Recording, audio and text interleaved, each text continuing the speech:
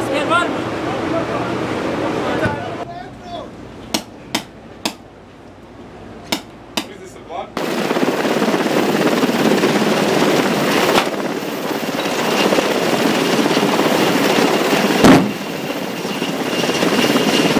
From the Israelis. All the members of Challenger 2 on the Israelis. All right. Next one. Okay, next one. You get Next one. what, the other side, or you got the whole thing? Next one, yeah. Next one.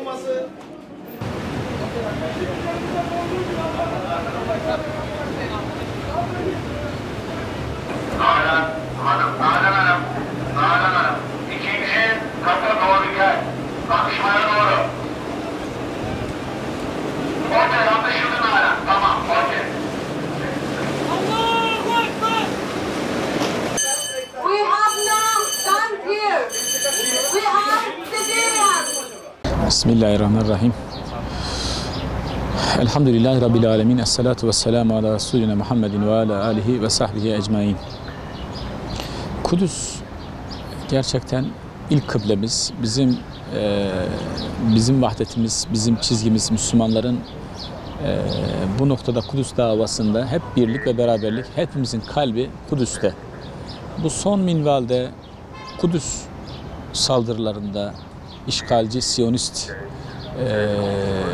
İsrail'in saldırılarında maalesef 250 küsur kardeşimiz şehit oldu.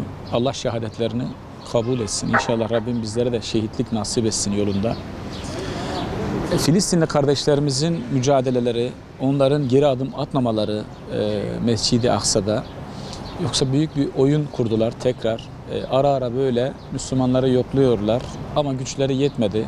Çünkü Filistin ve Hamas, özellikle Hamas, Allah onlardan razı olsun, güçlerine güç versin, kuvvetlerine kuvvet versin inşallah. Füzeleriyle, teknolojik olarak füzeleriyle vurunca İsrail canı tatlıdır ve korktu ve ateşkes yapmak zorunda kaldı. Maalesef bunlar şeyden anlamıyorlar, sözden, kınamadan. Bunların anladığı tek şey kılıç ve silah. İnşallah İslam birliği sağlanırsa, Mavi Marmara'da güzel bir birliktelik vardı, güzel bir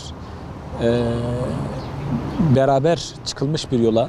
Gazze'deki, Filistin'deki ablukayı kaldırmak için çıkılmıştı yola ama maalesef istenilen hedefe ulaşamadı. O zamanlar tabii şöyle, niye ulaşamadı?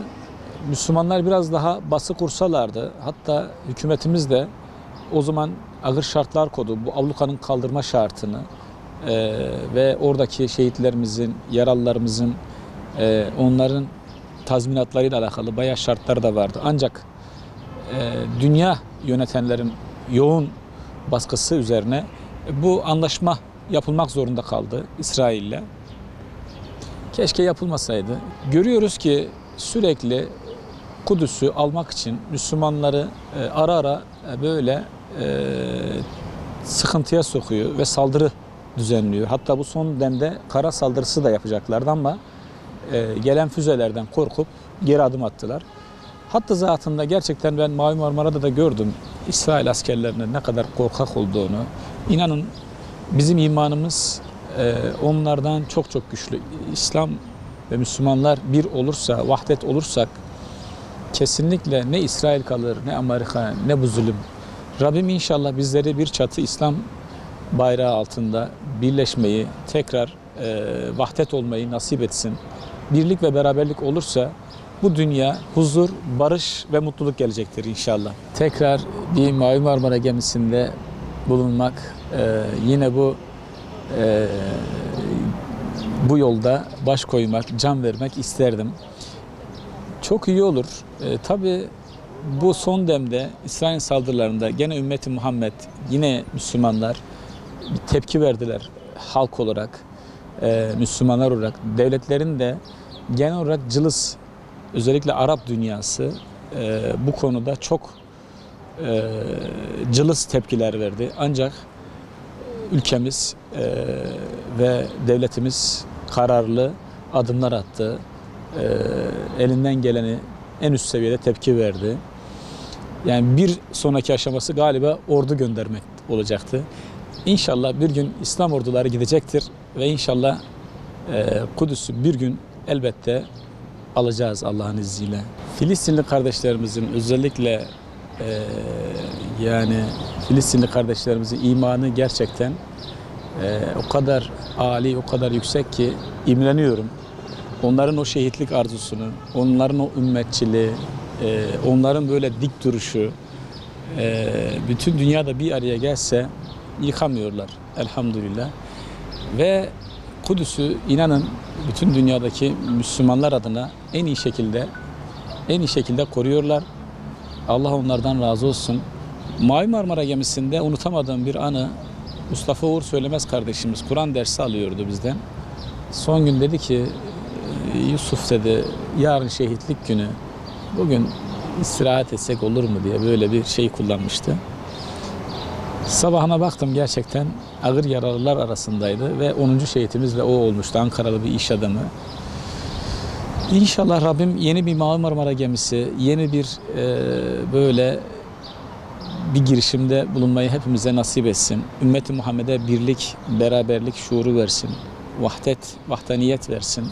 Öncelik kendi ailemizden, kendi nefsimizden başlayaraktan ne yapabiliriz? Bugün ümmetin birliği için ne yapabilirim diye.